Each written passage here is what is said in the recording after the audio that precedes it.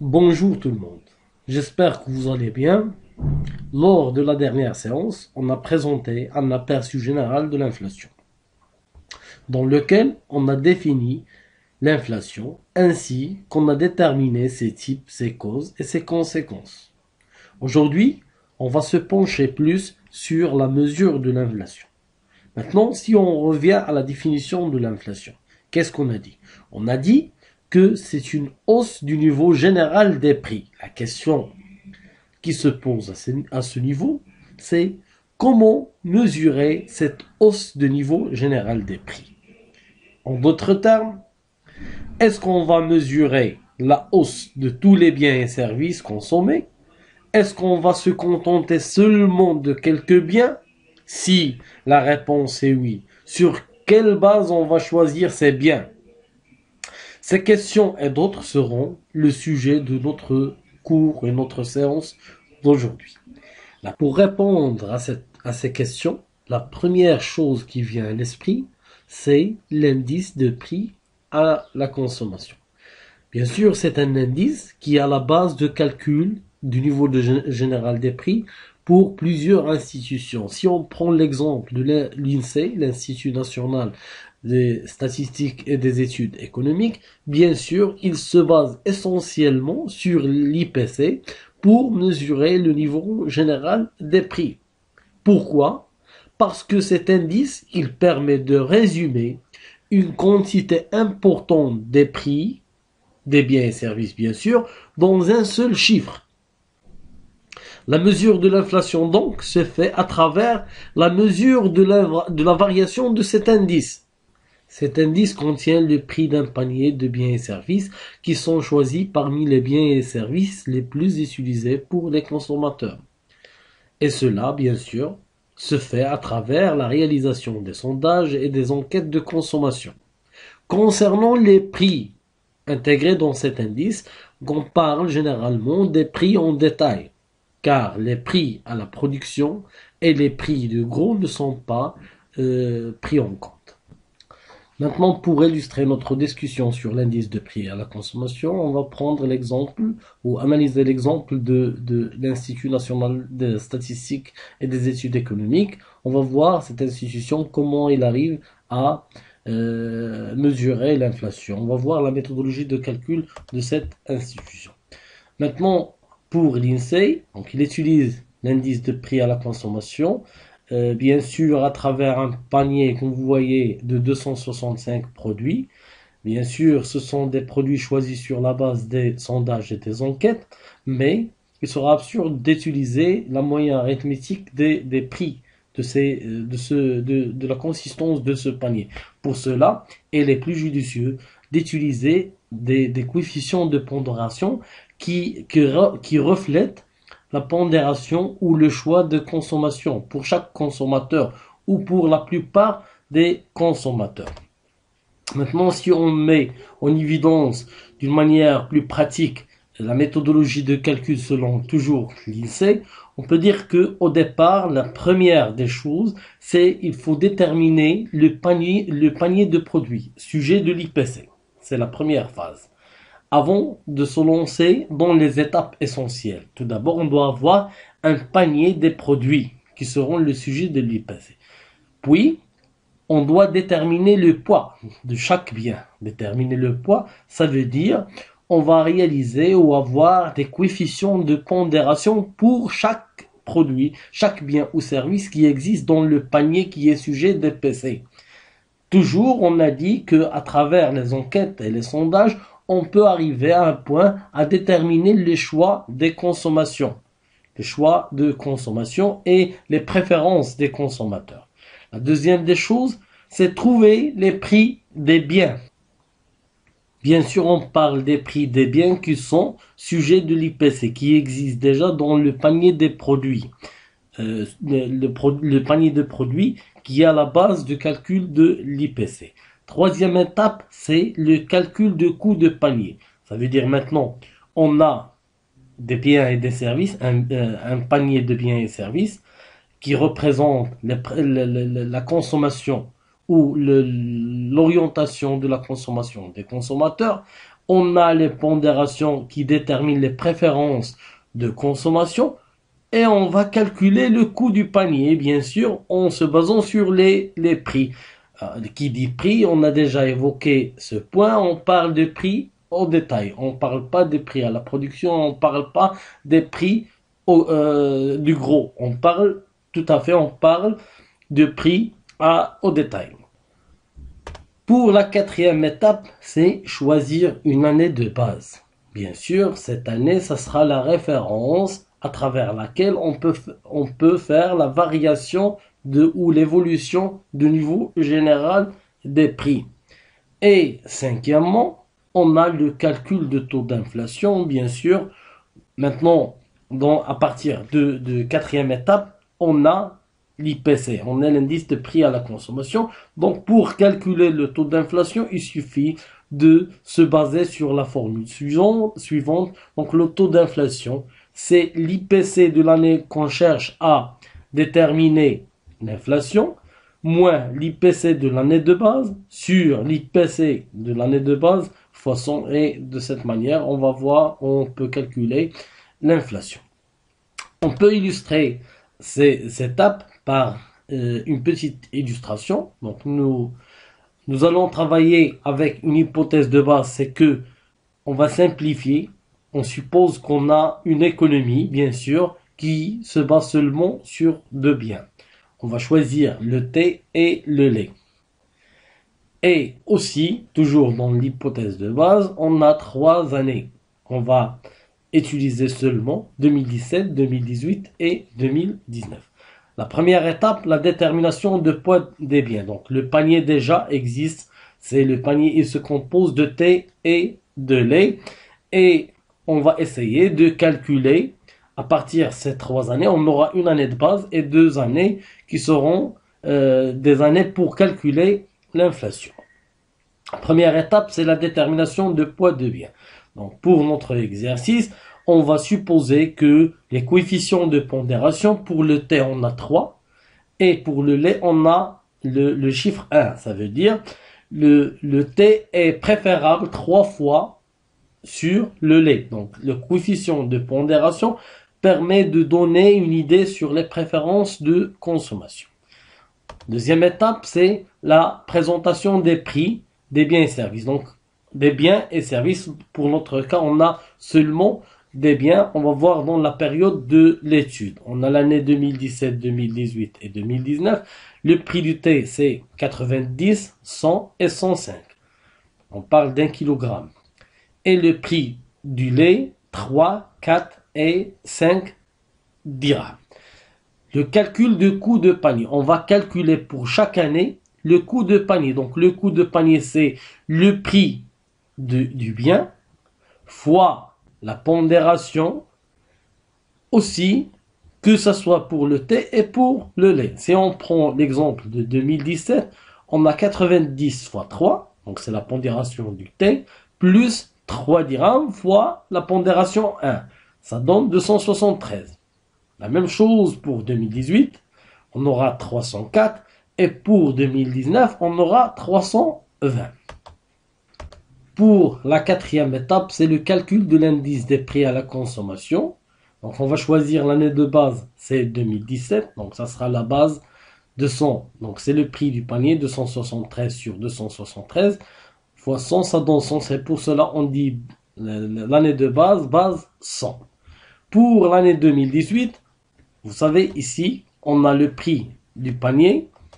Le prix du panier pour l'année 2018, c'est 304. Donc, on va appliquer seulement notre relation. Donc, c'est le prix du panier sur l'IPC de l'année de base fois 100. Donc, ça donne 111, donc on va l'arrondir, ça donne 112.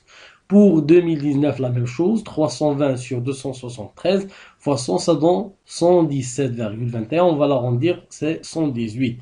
Maintenant, pour calculer le taux d'inflation, il suffit de faire la différence entre l'IPC de l'année de base, de l'année qu'on cherche à calculer, moins l'IPC de l'année de base. Donc, ça donne 112 moins 100 sur 100 fois 100, c'est 12%. Et pour 2019, c'est 18%. Donc c'est une illustration, une simple illustration pour voir d'une manière plus simple et pour voir comment on arrive à calculer l'inflation. Bien sûr, dans la réalité, on a une multitude au niveau de biens et services qui existe dans le panier sujet de l'IPC. Aussi, la méthodologie, généralement, on travaille avec des indices synthétiques.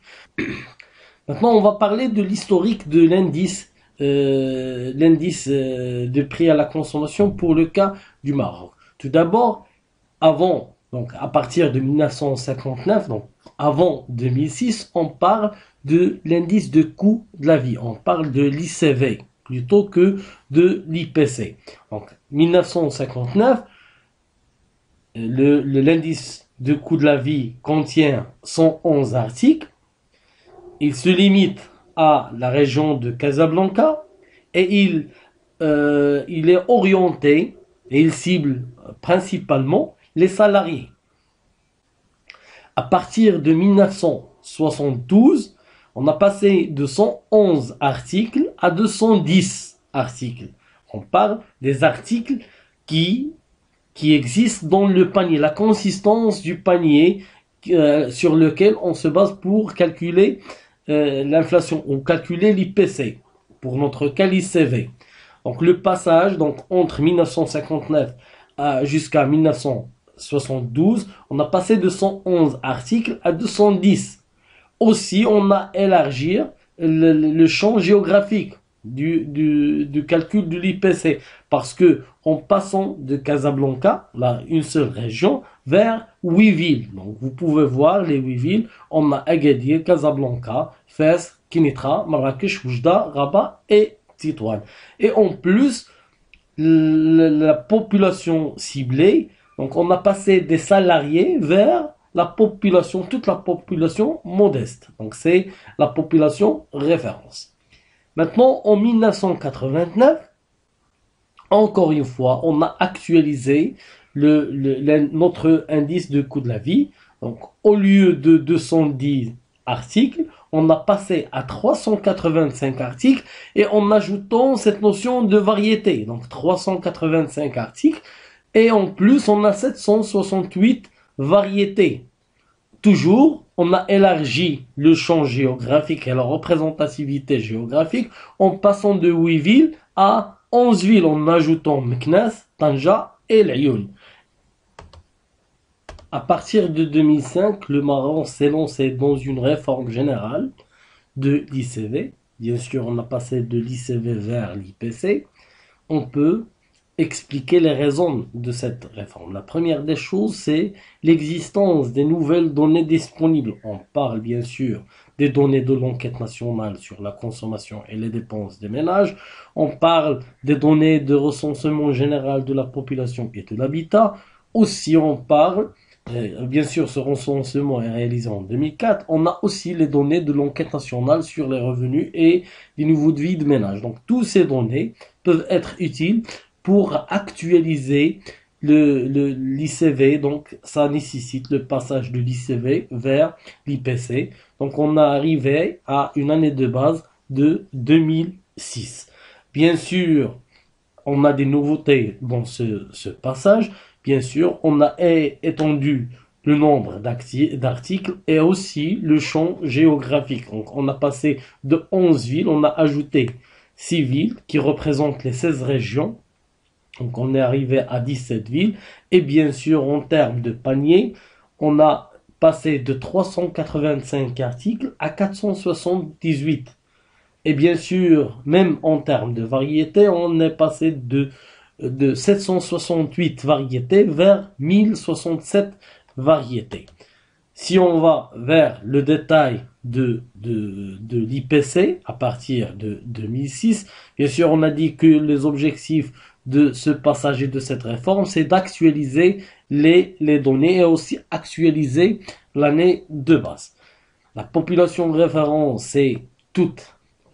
Pour l'ICV, il se limite sur la population urbaine, dite de conditions de vie moyennes. Pour l'IPC, il couvre l'ensemble de la population urbaine. Pour le panier de l'indice, et comme on a dit avant, on a un passage, un élargissement en termes d'articles. On a passé de 385 articles et de 768 variétés vers 478 articles avec 1067 variétés. Pour le champ géographique, on a dit qu'on a un passage de 11 villes à 17 villes en ajoutant 6 villes. Donc on parle de Agadir. Donc les 11 villes sont Agadir, Casablanca, Fès, Kenitra, Marrakech, Oujda, Rabat, Tétouan, Knas, et Tanger et Laayoune. Et on a ajouté pour le nouvel indice, on parle du IPC, on a ajouté 6 villes, ce sont Hossima, Stas, Bni Esfi, Glmim et Dakhla. Donc pourquoi on a ajouté ces 6 villes? Pour essayer de couvrir les 16 régions du royaume, pour avoir bien sûr à l'esprit une représentativité régionale. Et bien sûr, cette représentativité régionale se base sur l'importance de chaque ville. Pour les coefficients de pondération qui reflètent bien sûr les préférences de consommation de consommateurs, le Maroc s'est basé essentiellement sur la nouvelle nomenclature des fonctions de la consommation individuelle, bien sûr, adoptée par la Commission de statistique des Nations Unies. Donc, qui dit la nouvelle nomenclature des fonctions de consommation, donc on peut dire que c'est une nomenclature standardisée au niveau international qui permet de décomposer la consommation des ménages par unité de besoin. Donc c'est ce qui est nouveau dans cette nouvelle nomenclature adoptée par le Maroc pour actualiser l'indice de prix à la consommation. On peut voir maintenant la pondération en termes au niveau national. Donc vous allez voir ici les 12 divisions de produits. Et ici, et à droite, on a les pondérations. Donc on a la première division, c'est produits alimentaires et boissons non alcoolisées, boissons alcoolisées et tabac, articles d'habillement et chaussures, logements, eau, électricité et eau et autres combustibles, meubles, articles de ménage, ainsi de suite. Donc on peut constater que si on fait la somme des produits alimentaires et le logement, eau, électricité et le transport, donc le total entre seulement ces trois divisions, c'est pratiquement quelque chose de 65%. On peut dire que 65% de la consommation ou l'orientation de la consommation des Marocains, ça se répartit entre produits alimentaires et boissons non alcoolisées, logement, eau et électricité et le transport. Donc ces trois divisions consistent pratiquement plus que 65% de la consommation des Marocains. Après l'adoption du nouvel nomenclature des Nations Unies, l'IPC est structuré selon 12 divisions, 41 groupes, 88 classes et 112 sections. Bien sûr, avant, pour la structure du DCV, il y avait seulement 8 groupes et 53 sous-groupes. La structure de l'IPC se présente comme suite. Donc, vous pouvez voir ici, on a les 11 divisions. On a 41 groupes, 88 classes, 112 sections.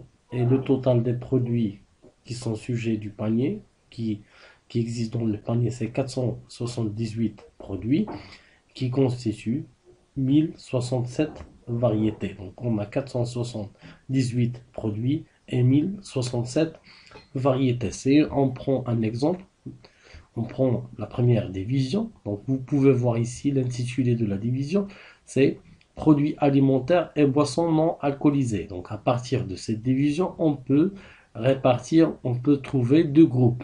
Premier groupe, c'est produits alimentaires et deuxième groupe, boissons non alcoolisées. C'est pour cela qu'on a ici deux groupes. Donc, maintenant, si on prend le premier groupe, donc chaque groupe contient plusieurs classes et chaque classe, on a plusieurs sections. Chaque section contient plusieurs produits et chaque produit a plusieurs variétés. Donc si on reste toujours dans notre exemple, donc si on a produits alimentaires et boissons non alcoolisées, ce sont les deux groupes. Pour les produits alimentaires, on peut trouver plusieurs classes. On peut trouver par exemple Pain et céréales, c'est une classe. Viande, c'est une classe. Poisson et fruits de mer, c'est une classe. Lait, fromage et œufs, c'est une classe. Et on peut trouver d'autres classes. On reste toujours dans notre classe. Et pour cela, on a 11 classes. Si on prend par exemple pain et céréales, donc pain c'est une section et céréales c'est une section. Poisson et fruits de mer, poisson c'est une section, fruits de mer c'est une autre section. Lait, fromage et œufs, lait c'est une section, fromage c'est une autre section et œufs c'est une autre section. Pour toujours, si on prend une section, on prend par exemple le fromage, on a plusieurs produits. Plusieurs types de fromage. On ne parle pas de variété. On parle seulement de type de fromage. Et chaque type, donc chaque produit, contient plusieurs variétés. On peut trouver le même exemple pour le poisson, pour les viandes et ainsi de suite. C'est la structure, donc c'est brièvement, c'est la structure générale de l'IPC qui donne bien sûr 478 produits et 1067 variétés. Maintenant, on va parler des deux versions. On va faire la correspondance entre la nouvelle version, la nouvelle nomenclature et l'ancienne nomenclature qui a été à la base de l'ICV. Donc avant, c'était 8 groupes et 53 sous-groupes. Et pour l'IPC actuel, on a 12 divisions bien sûr. Le premier groupe pour l'ICV, c'est l'alimentation. C'était remplacé par 2 divisions où on a produits alimentaires et boissons non alcoolisées et boissons alcoolisées et tabac. Donc à partir d'un groupe, on a trouvé 2 divisions. La même chose, habillement a été remplacé par articles d'habillement et chaussures, habitation, logement, eau, électricité et autres combustibles et ainsi de suite. Donc on est allé de 8 groupes vers 12 divisions pour décortiquer d'une manière plus détaillée le panier de consommation de consommateurs marocains. Maintenant, on va faire une comparaison entre l'IPC et l'ICV pour voir pourquoi le Maroc s'est orienté vers cette réforme, pour voir plus les raisons de passage de l'ICV à l'IPC. Bien sûr, la première des choses, c'est le changement de l'année de base. On a passé de 1989 à 2006. Donc, on a changé l'année de base. Donc, ici, je peux tirer votre attention que actuellement, il y a un travail qui se fait pour passer de l'année de base 2006 vers l'année de base 2017. Bien sûr, dans cette année de base et dans ce travail, il y aura une actualisation de panier. Il y aura aussi une amélioration de niveau de la méthodologie de mesure. Aussi, il y a un élargissement de couverture géographique. Aujourd'hui, on est à 17 villes. Pour l'année de base 2017, il y aura 18 villes. On a ajouté la ville de Rachidia. Pourquoi cette ville? Afin de représenter la région de Draa Tefilel, ce qui n'est pas représenté dans le champ géographique actuel de l'IPC. Aussi, on a dit que le champ géographique, c'est 11 villes pour l'ICV, 17 villes pour l'IPC base 2006, et bien sûr, il y aura 18 villes pour l'année de base 2017. La méthode de calcul, on parle de méthode de la paire en chaîne avec une seule pondération au niveau national, mais pour l'IPC, on a la pondération pour chaque ville. Pour la pondération de base, elle a été actualisée en 1993 et 2002. Pour l'IPC, on a actualisé les données à travers l'enquête nationale sur les revenus et les niveaux de vie des ménages qui a été réalisée à partir de 2005, mais elle a été publiée en 2007. Le nombre de produits, bien sûr, il y a une large modification, une évolution. On a passé de 385 produits à 478. La même chose pour la variété de ces produits. Donc, on passe de 768 à 1067. La structure aussi, on a dit qu'on a 8 groupes et 52 ou 53 sous-groupes. pour passer à 12 divisions, 88 classes, 112 sections, avec un total de 478 produits et 1067 variétés. Et pour le champ de collecte, les grandes surfaces, dans le cas de l'ICV, ne sont pas prises en compte. Pour l'IPC, ils sont prises en compte. On peut voir aussi le nouveau panier, donc les nouveaux produits qui sont introduits dans le panier. Juste quelques exemples. Pour les produits alimentaires, on a ajouté la viande de dinde, la viande de cheval, les cornflakes, donc tous les aliments qui ne sont pas intégrés dans l'ICV. La même chose pour l'habillement, on a plusieurs articles qui n'existent pas dans le panier, ou des produits, on parle soit des produits, soit des variétés. Et la même chose on a des articles en termes de logement qui sont introduits à partir de l'IPC, des meubles et articles ménagers, l'oreiller, chevaux, le four à gaz et plusieurs autres articles. Donc le poids s'élève à 6,5% des produits qui sont ajoutés. C'est pour cela on voit une augmentation en termes de produits et en termes de variétés ajoutées. La même chose pour les transports, les loisirs. Vous pouvez constater ici dans les loisirs et culture, on a ajouté le parabole, récepteur, lecteur CD, les camérascopes, micro-ordinateurs, parce qu'avant il n'y avait pas plusieurs produits, donc il fallait l'ajouter pour actualiser le panier du marocain, du consommateur marocain. Il n'y avait pas avant de l'internet. Lorsqu'on parle de 1989, il n'y avait pas d'internet. C'est pour cela il n'y avait pas une démocratisation de téléphones mobiles. Donc il fallait ajouter les produits et les variétés qui représentent les préférences et le comportement du consommateur actuel. Donc on va s'arrêter sur ce point. La séance prochaine, Inch'Allah, on va se pencher sur les méthodes de calcul de l'inflation. Aujourd'hui, on a parlé de la méthode de calcul selon l'INSEE. On va parler sur la méthode de calcul de l'inflation du point de vue HCP. Et aussi, on va évoquer la méthode de calcul de l'inflation sous-jacente réalisée par Banque El Maghrib. D'ici là, je vous souhaite bon courage et merci pour votre attention. À la semaine prochaine, Inch'Allah.